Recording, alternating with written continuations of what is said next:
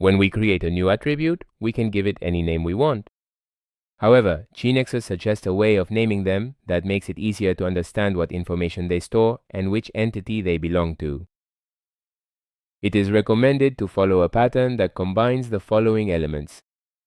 The entity name is the name of the transaction, or, if it is a second level, the name of the transaction followed by the name of the level and semantic category, which represents what data each attribute stores, such as ID, name, address, date, etc. If more precision is needed, an extra detail can be added to the attribute name. This is called a qualifier.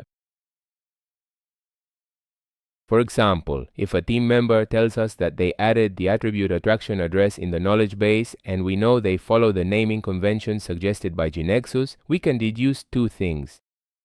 First, that this attribute belongs to the transaction attraction, and second, that it stores the address of the tourist attraction.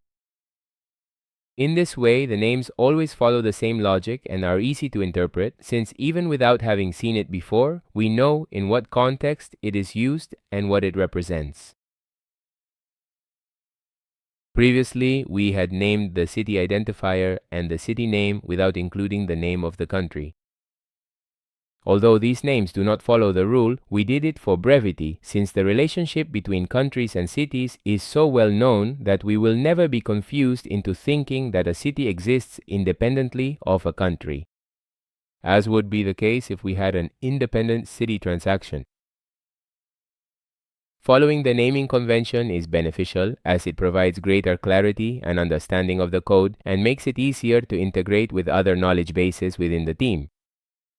It promotes the reuse of knowledge in different projects since the names become a standard.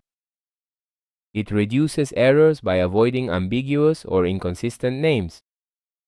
And it makes maintenance easier when we have to modify or debug something later on.